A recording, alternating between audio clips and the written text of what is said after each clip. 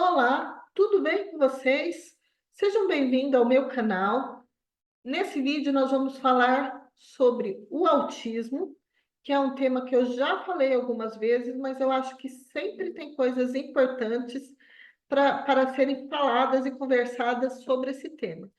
Nesse vídeo nós vamos falar sobre mitos, desafios e descobertas. Afinal, o que é o autismo?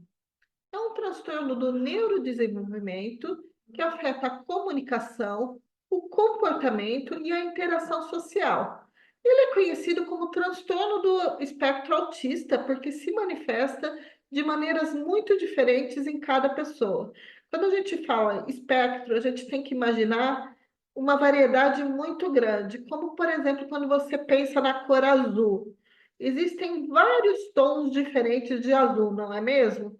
Então, para o espectro autista, é mais ou menos a mesma coisa, uma variabilidade muito grande de sintomas e maneiras como o autismo acontece em cada indivíduo.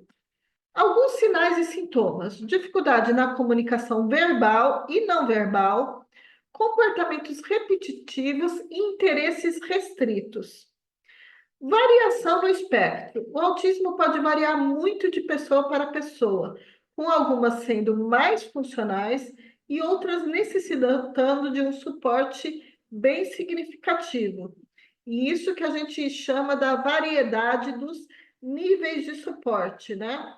Que atualmente a gente tem a classificação nível um, nível 2 e nível 3 de suporte.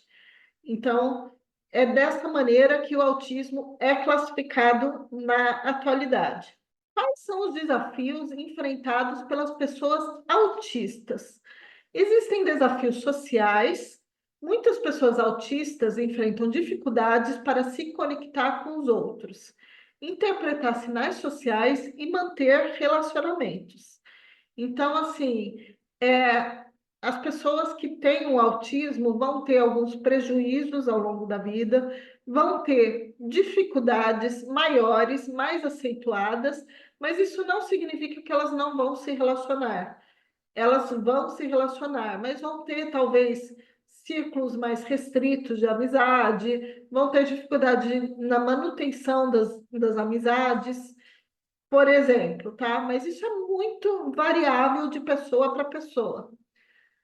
Os desafios educacionais e profissionais. Existem ainda as barreiras no sistema educacional e no mercado de trabalho, como a falta de suporte adequado e a necessidade de adaptações. Eu acredito muito que isso melhorou ao longo do tempo, mas ainda existem ambientes onde existe um desconhecimento do que é o autismo e como lidar com essas pessoas. Então, ainda pode ser muito difícil para muitas crianças em ambientes escolares e pode ser muito difícil para muitos adultos no mercado de trabalho. Mas isso vem mudando ao longo do tempo por conta da maior divulgação que existe hoje. Desafios sensoriais. Muitos autistas têm sensibilidade a estímulos sensoriais, como luzes brilhantes, ruídos altos, e isso pode impactar a vida diária de uma pessoa.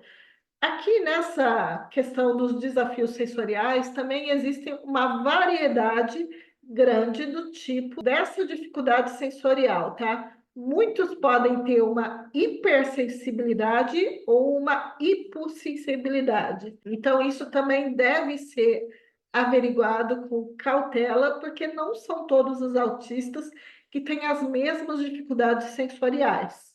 Mitos comuns sobre o autismo, isso é bem importante da gente entender. As pessoas falam, às vezes, que pessoas autistas não sentem emoções, e sim, eles sentem, né?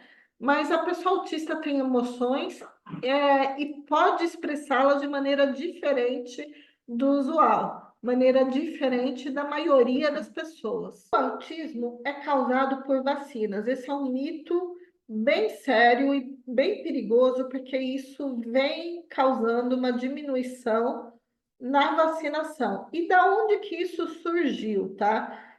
Eu acho que é muito importante da gente dizer que isso não tem base científica, tá? Isso começou num artigo de 1998, publicado pelo médico Andrew Wakefield, que sugeria uma ligação entre a vacina tríplice e o autismo. Já foi feito outras pesquisas em cima disso, tá?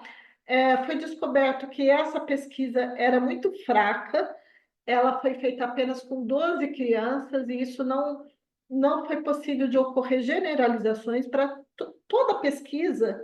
A gente precisa conseguir fazer um levantamento com muito mais indivíduos e conseguir fazer generalizações. E essa pesquisa não conseguiu isso, tá? Já tiveram várias pesquisas que refutaram essa ideia também. Inclusive, teve uma pesquisa de 2019 com 50 mil pessoas e mais recente, em 2022, se eu não me engano, teve uma outra pesquisa também com um número grande de sujeitos. Então, isso não se faz correto, né? Não houve uma base científica para isso, então está descartado esse mito da vacina causar o autismo. E por último, todo autista é um gênio. Embora algumas pessoas autistas tenham habilidades excepcionais, isso não é uma característica universal, pois existem, como eu já falei, existe uma variabilidade muito grande no autismo. A gente tem autistas de todas as maneiras, e a gente tem autistas com inteligência mediana, a gente tem autistas com deficiência intelectual, então isso não se faz verdadeiro, tá? Então é muito importante isso, não são todos os autistas que têm habilidades intelectuais excepcionais. E o que que a gente tem de descobertas recentes na ciência? Temos avanços no diagnóstico, hoje a gente consegue fazer o diagnóstico precoce e a intervenção precoce também. Mas é muito importante dizer que isso não cura o autismo, tá? Isso faz com que os níveis de suporte sejam menores, né? A pessoa vai ter mais qualidade de vida, mas ela vai continuar sendo autista, não muda o autismo ao longo da vida. O autismo não tem cura, tá? Isso é muito importante também. Pesquisa genética. Muitas descobertas recentes diz que existe uma contribuição genética para o autismo. E isso ajuda a entender melhor o transtorno. Então, a gente tem dois fatores que podem levar ao autismo: causas genéticas e causas ambientais. De causas ambientais, a gente entende como, por exemplo, nascimento prematuro, um parto também complicado, onde faltou oxigênio, por exemplo, outros problemas, problemas contextuais também de baixa acesso à alimentação, várias coisas que podem levar também ao autismo. E atualmente também temos novas abordagens terapêuticas, né? Que são baseadas em evidências e que funcionam na prática para o tratamento do autismo, tá? E também para outros transtornos, não somente para o autismo, mas existe a análise de comportamento, TCC, aceitação e compromisso, DBT e muitas outras, tá? Mas falando novamente, isso não são abordagens somente para autismo, mas para muitas coisas. E por que, afinal, que tanta gente agora acha que é autista? Isso tem acontecido muito, né? Então, vamos aos motivos. Existe atualmente maior conscientização. O aumento da conscientização e do conhecimento sobre o autismo tem levado mais pessoas a se identificarem com características do espectro. Temos também as mudanças no critérios diagnósticos, como a ampliação dos critérios diagnósticos ao longo dos anos, que resultou em mais diagnósticos. Os critérios eles vêm sofrendo alterações ao longo do tempo. Isso faz com que existam mais diagnósticos, porque existe um outro entendimento hoje que antes não existia. autoavaliação e autodiagnóstico, mas isso é muito perigoso, na verdade. Todo mundo sabe que existe um aumento das informações online e nas redes sociais. Isso faz com que mais pessoas se identifiquem com os sintomas. Mas não é assim que a gente deve fazer, né? Quando você tem dúvidas, quando você acha que você se enquadra, você deve procurar um profissional especializado. Por quê? Porque para você fechar dentro do diagnóstico do autismo, você tem que fechar critérios, né? E às vezes isso pode ser muito sutil. Então, só um especialista que estuda, que se debruça sobre o assunto, é capaz de perceber essas nuances e entender quando se trata de um diagnóstico ou quando são só características do indivíduo, né? Porque às vezes a gente pode ter algumas características, mas isso não necessariamente ser um transtorno, tá? Temos também o impacto das redes sociais. As redes sociais e comunidades têm dado voz a experiências de pessoas autistas, normalizando a identificação com o espectro. Mais uma vez, isso tem o lado positivo e o lado negativo, né? Positivo porque as pessoas estão falando sobre as suas condições, estão expondo, mas isso faz com que muita gente, às vezes, acabe acreditando que tem o autismo por identificação. Mas daí, assim, o que eu falo é, procure um profissional, tá? E isso é bom porque muitas pessoas têm procurado profissionais quando elas se identificam.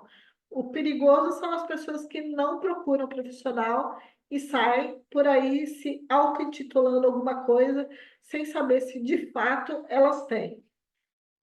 Por fim, o entendimento e a aceitação do autismo são fundamentais para apoiar as pessoas no espectro e construir uma sociedade mais inclusiva.